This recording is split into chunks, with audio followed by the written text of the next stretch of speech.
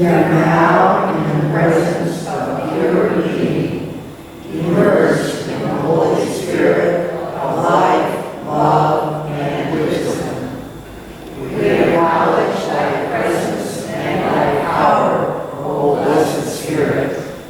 In thy divine wisdom now, erase our mortal limitations, and from thy pure substance of love, bring into manifestation our world according to thy perfect law.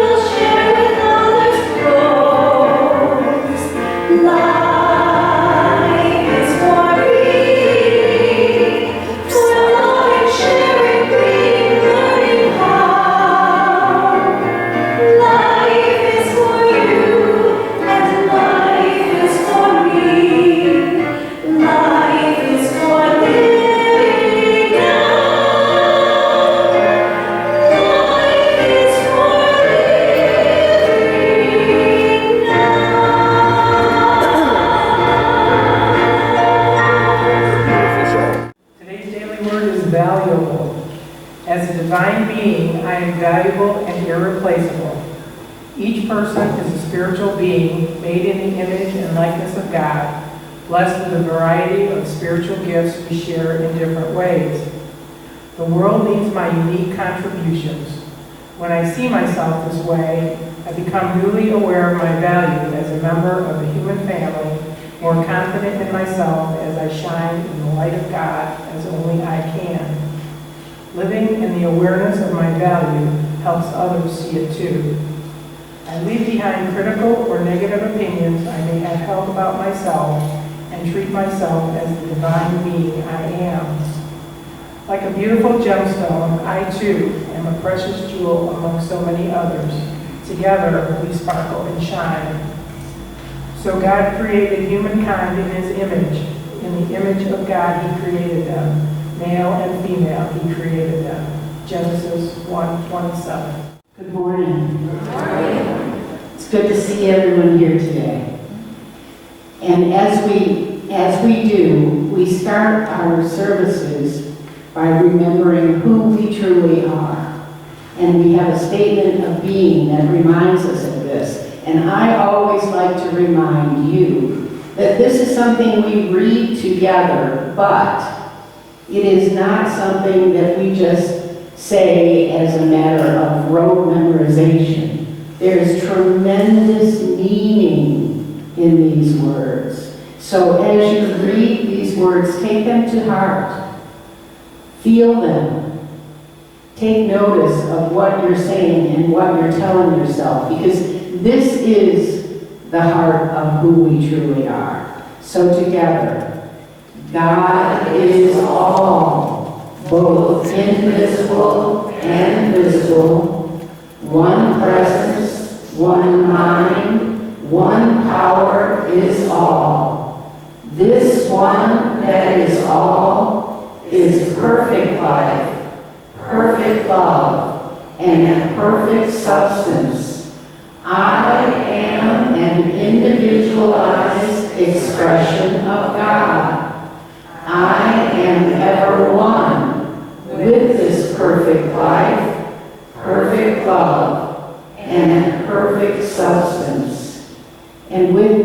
thought in mind, just take a moment and relax. Close your eyes. Feel the tension leave your body. Take a couple of deep breaths.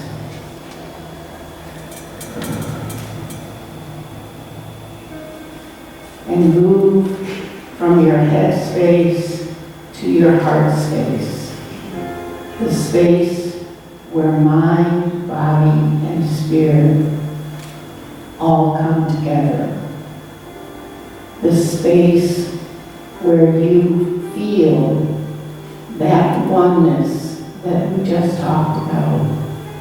That space where you know you are an individualized expression of this one presence and power that lives in, through, as, and all around you.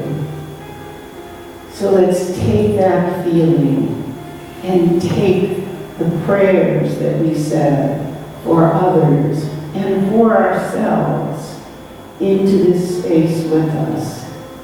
And this is where we do not pray so much as we listen. We listen because there is a power and presence that speaks to us. And it speaks to us not only in words, it speaks to us in feelings. It speaks to us through others. It speaks to us in a myriad of different ways. And it is for us to pay attention. Because we ask, and it is given. It's just we don't always notice when we get the responses. Maybe it's not the response we expected, yet it is the response we need, and we need to listen and adhere to it. So let's take a few minutes and listen in the silence.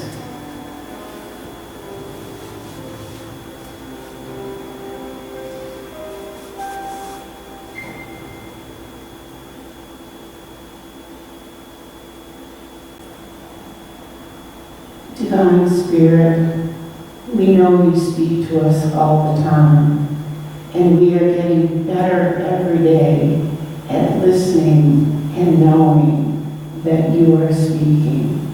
You're speaking to us in so many ways, and we are so grateful for the knowledge that you bring to us, for the messages that we receive, for the knowing that you are always answering our prayers. We are so very, very grateful for all that we have been given.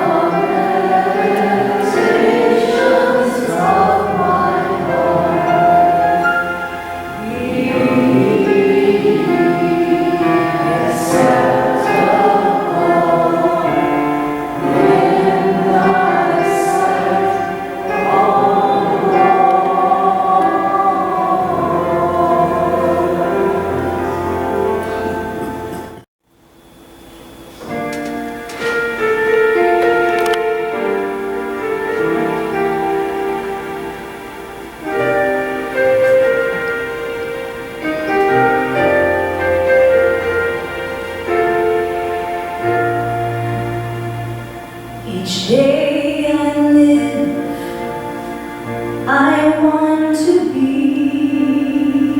a day to give the best of me. I'm only one, but not alone. My finest day is yet unknown. I broke my heart for every game to taste the sweet. I face the pain. I rise and fall. Yet through it all, this much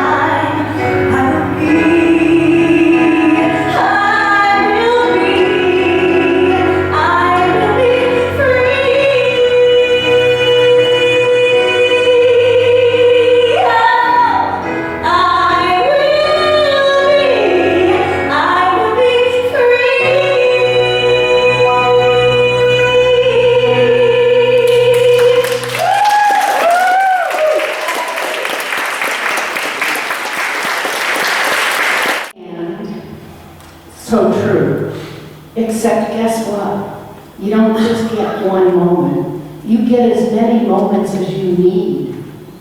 We always have that opportunity. And it is such a grand opportunity. And too many of us forget and don't take that moment when it comes. So let's remember that beautiful song and those beautiful lyrics. And thank you, Marina and Nancy, for sharing that with us. It was absolutely marvelous.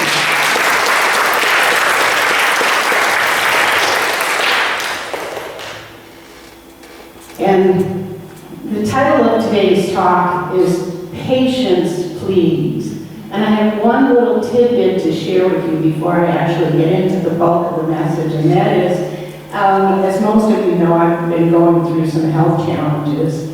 And this morning I looked in the mirror to put on my makeup. I'm growing eyebrows again.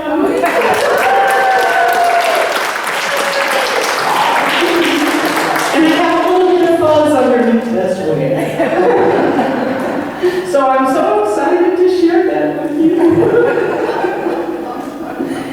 Because Psalms 27:14 says this, wait patiently on the Lord, be strong, and let your heart take courage. And isn't that a perfect saying? I mean, hair doesn't grow that fast. And I don't know about you, but I'm not very good at patience. It's not exactly my strong suit. I mean, I work on it. I really do. I work on it. And one thing I've come to know is that God has a tremendous sense of humor, because the more that I ask for patience, the more opportunities I'm given to work on it. And there is an old saying that says, patience isn't the ability to wait, it's the ability to keep a good attitude while you're waiting. And that, I'm getting better at it. Let me just put it that way. And you know I love to share stories, and I think I've shared this one before, but it's such a good one. And it's so perfect for today's topic. There's a man by the name of Steve, and he was in the grocery store. And he saw a woman, and in her shopping cart was her 3-year-old daughter with her. And they were in the cookie aisle. And Steve couldn't exactly hear what was being said, but he saw the little girl point and then saw the mother shake her head, and almost immediately the child began to moan and cry and whine, scream, yes. So the man paused to put a snack in his own basket, and he heard the mother say, now Janet, we're almost halfway finished with shopping. Just hold on a little while longer and we'll be done. So he continued shopping, and a few aisles later he happened to run into the mother and child again. Well, this time they were in the candy section. And it was no mere pointing and whining this time. She began to scream, "We want candy!" Once again, the mother shook her head, moved toward the checkout lanes, and as she passed, Steve could hear the mother speaking softly. "It's okay, Janet. Don't cry. We only need a couple more minutes to get through checkout, and then we can go home." Well, the checkout lines were kind of backed up. And of course, once you get into the narrow part, there's individual candy bars and gum lined up, and the little girl was basically having a full-blown tantrum by this time. But once again, the mother remained patient. And he heard her say, "Janet, we'll get through this line in no time at all. And as soon as we get home, I promise you, you can have a nice nap." Steve looked for them in the parking lot, and after making his own purchases, he saw her, the woman loading her groceries into her SUV. So he went up to her and stopped next to her vehicle and said, "I I just had to stop and let you know I admire how patient you were with your daughter Janet. The woman looked at her with a question in his eyes. What? My daughter's name is Emily. My name's Janet.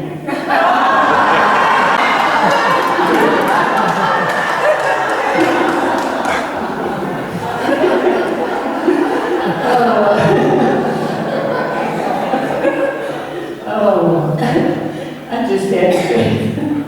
I laughed when I read that one. The Epistle of James, chapter 5, verse 7 says this about patience. The farmer waits for precious crop from the earth, being patient with it until it has received the early and late rains. You must also be patient. And I'd also like to refer to Proverbs 23:7, which says, "For as he thinketh in his heart, so is he." And these words are also used in the classic booklet, As a Man Thinketh, where it says, just like a plant comes from and cannot grow into what it is destined to become without the proper seed, so everything we do comes from the seeds of thoughts held in our minds. And patience is akin to faith, if you think about it. When a farmer plants a seed in the ground, they know that that seed is going to grow based on what has been planted. They have complete faith that if they planted beans, beans are what's going to come up. If they planted pumpkins, they'll get pumpkins. Tomato seeds will yield tomatoes. Oh, and did you know, I just saw a sign that our local fruit and vegetable stand has fresh corn. So if you haven't gotten any fresh corn yet, I guess it's available. I haven't gotten it yet. But guess what's for dinner? We have faith that our garden will produce, and we have no doubt it will produce what we planted. So knowing this, we prepare the soil. We take care of these tiny seedlings as they sprout from the earth. We water and we fertilize as it grows, and we keep the weeds away so that the little tiny plants can thrive.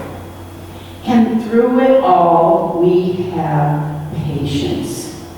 We enjoy the process of watching the tiny seedlings grow in strength and size, and they mature and then begin to flower, and tiny little fruits and vegetables begin to show.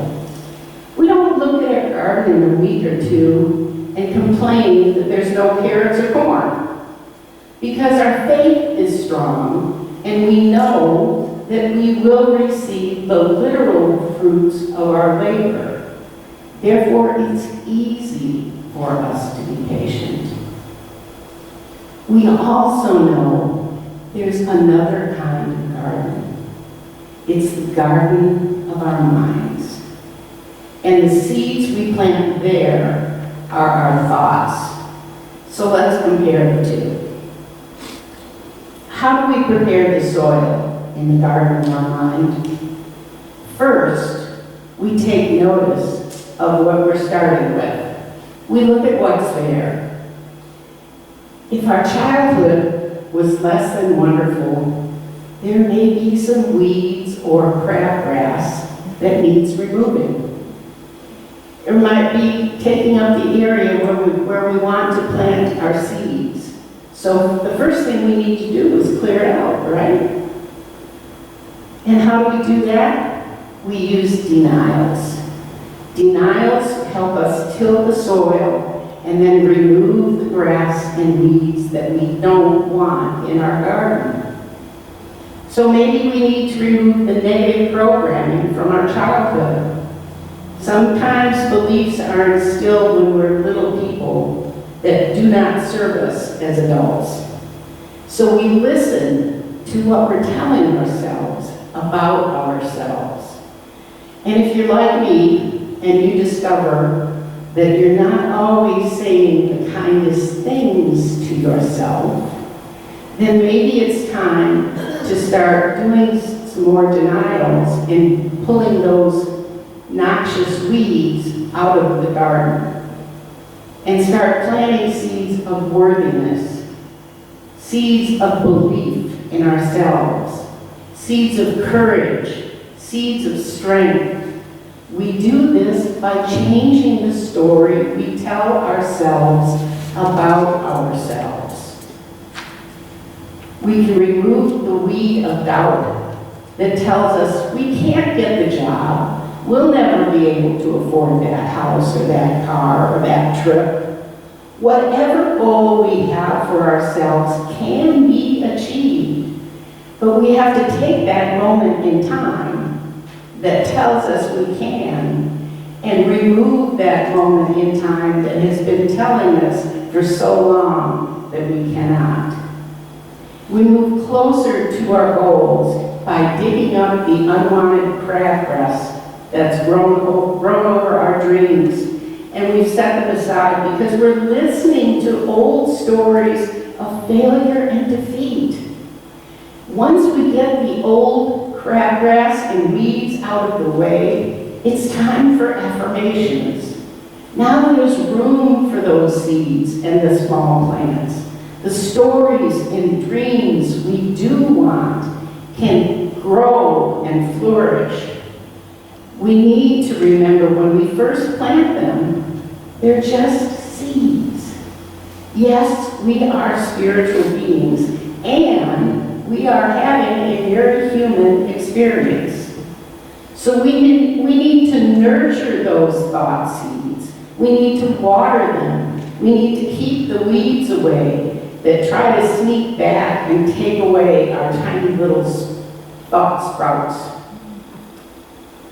Thoughts held in mind produce after their kind. And the thoughts that we tell ourselves either reinforce and make us the kind of person we want to be, thoughtful, caring, loving, and help us to achieve our goals and dreams that we have for our lives, or not. We remember the advice from As Man Thinketh. Good thoughts and actions can never produce bad results. Bad thoughts and actions can never produce good results. This is but saying that nothing can come from corn but corn, and nothing can come from nettles but nettles. And just in case you were not 100% sure what a nettle was, I looked it up. And it's a plant with leaves filled with prickly spines that hurt and sting when touched. And it goes on to say, act is the blossom of thought, and joy and suffering are its fruits. So the actions that we take come from our thoughts. The thoughts we hold in our mind, not just the fleeting thoughts that we think and then go, oh, I didn't mean that, and let it go. But the ones that we keep repeating over and over and over. And I don't know about you, but sometimes at night, that's my toughest time. I get something stuck in my head, and then I have to deliberately change my thought and come up with a lot of times I might just repeat, God is good all the time. Whatever works for you, where all things work together for my highest good. Because sometimes those negative thoughts are the ones that are the weeds with the deepest roots.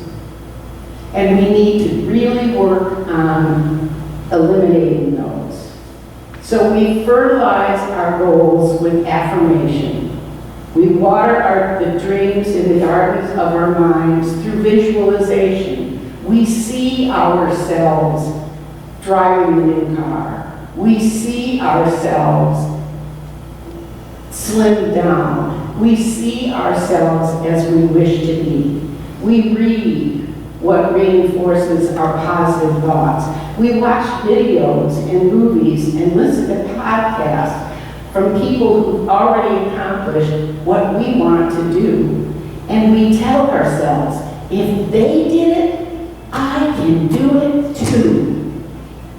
We hold the picture and feeling of ourselves experiencing whatever it is we're dreaming of.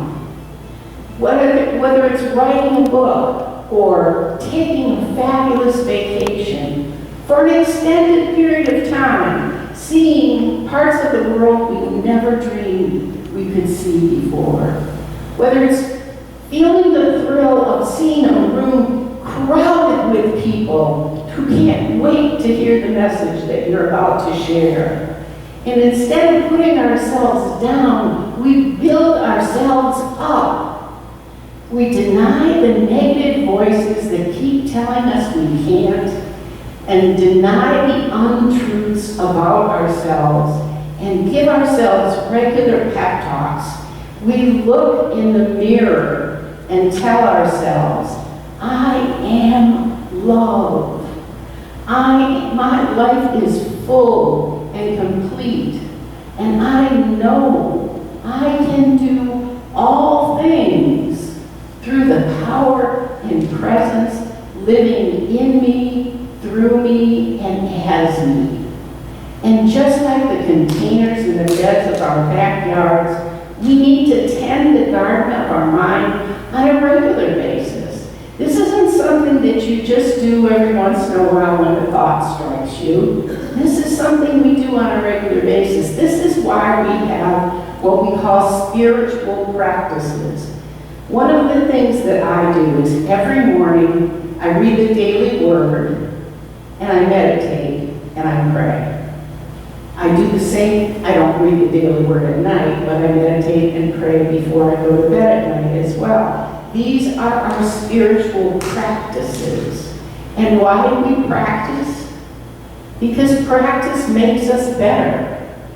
Why does a basketball player keep shooting at the basket?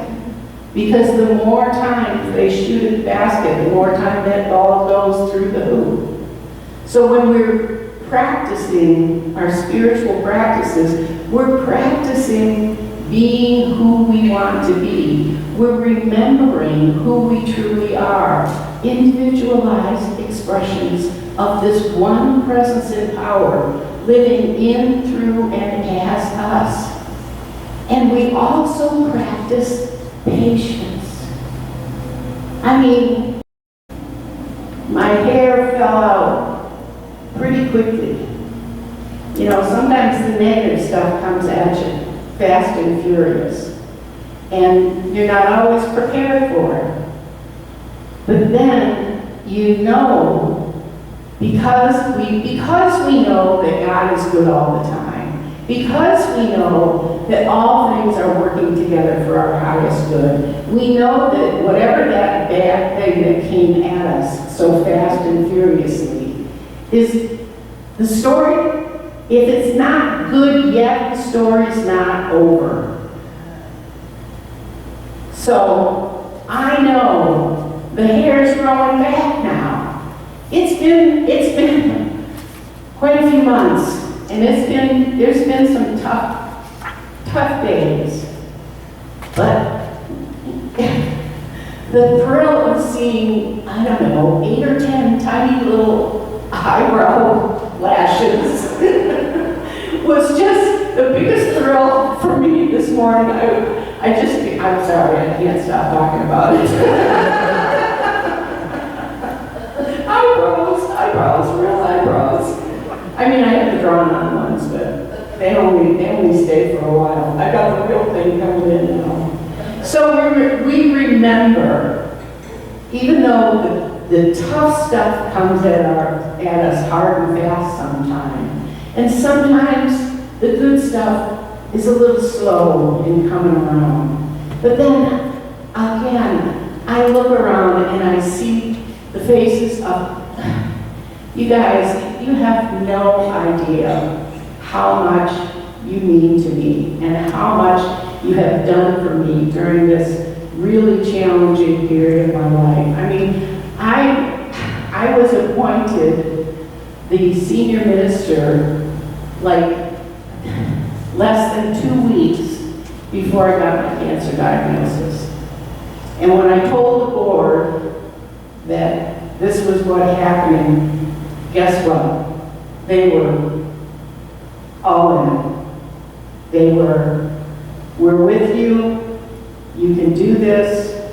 I mean, and I'm so amazed how many people in this very room have gone through the same or something similar and have triumphed. And your stories mean so much to me and other survivors. It is so important. Continue to do that. Let people know your stories.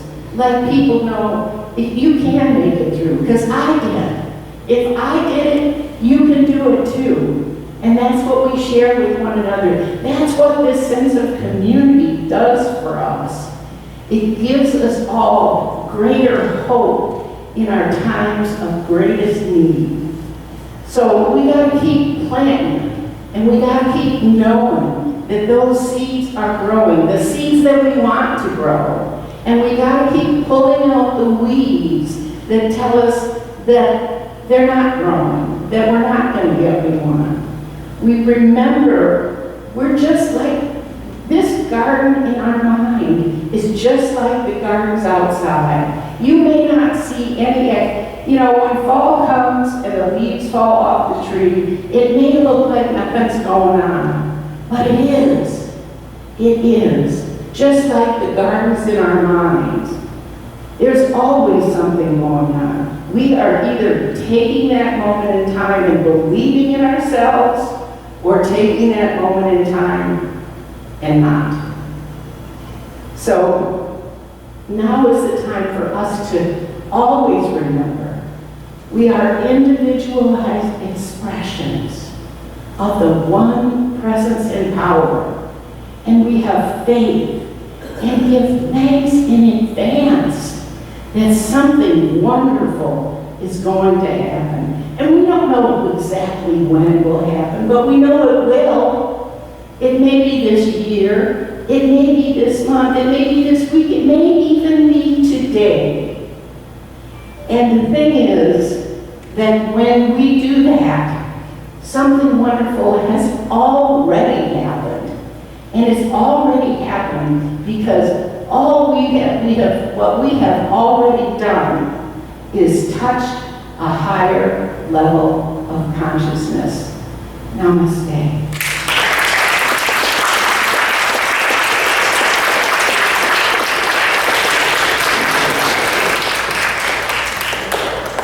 And we close this message by saying and singing together the prayer taught to us by our way shower Jesus the Christ, the Lord's Prayer.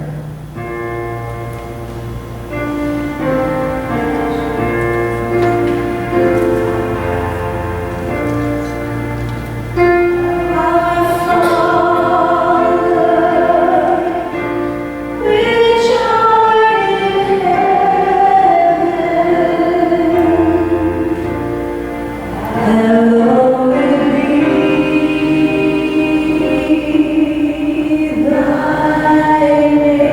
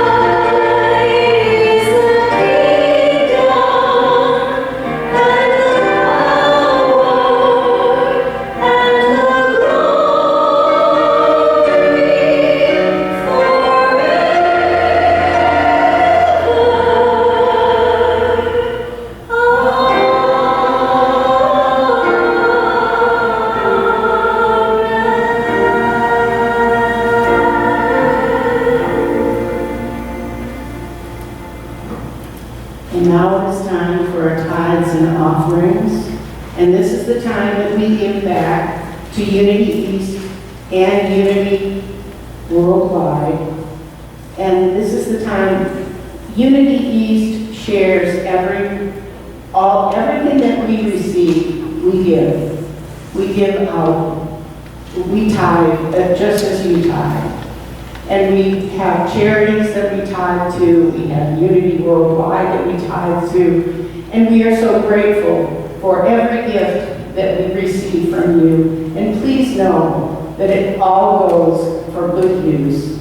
And as Carol mentioned, we are working really hard on bringing the church, improving every aspect of the church that we can improve. We're working on outdoor landscaping now. We've done quite a bit to the interior, and we've got other great plans for what we want to do. So please help us to continue to do this by sharing your tithes and your gifts. And we have a saying that we share. It's printed on the back of your envelopes and also up here on the screen. So together, divine love through me blesses and multiplies all that I have, all that I give, and all that I receive. I give joyfully and easily, for the universe is my source, and abundance is my nature.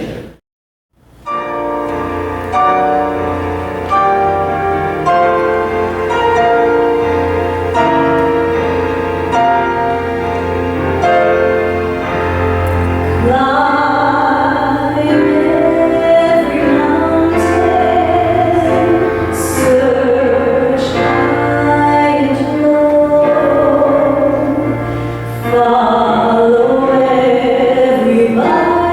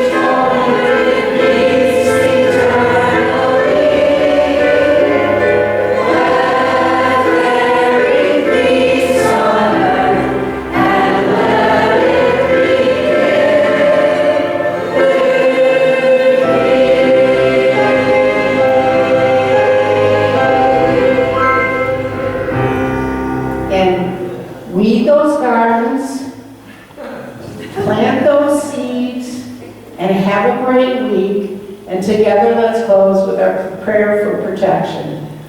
The light of God surrounds us, the love of God enfolds us, the power of God protects us, the presence of God watches over us. Wherever we are, God is, and all is well.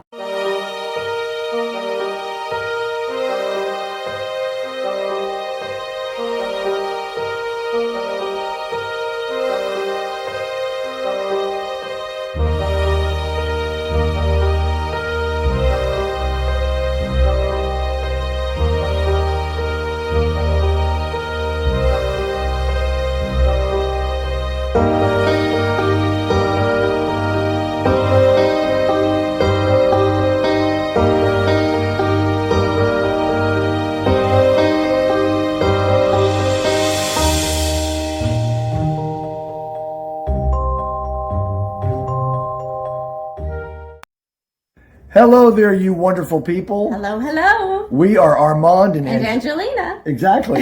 And we are excited to be coming to your center. We are. We're going to be doing the whole Sunday service, which will be the message, the music, the meditation, with Right. plenty of mirth. The four Yes. M's. Yes. And we'll also get a chance to do a concert while we're there at your center. It's what we've been doing together for 21 years, and I've been doing it for 25 years. Right. And so we're very, very excited to be Very with you. excited. And sharing our love and music with all of you. He's a funny guy, so he's And- going to make it lots of fun. And she's a classy, talented, amazing, wonderful, fabulous woman. Aw. So anyway, looking forward to being with y'all. We'll Yes. see you soon. All right. Bye. Bye. Blessings.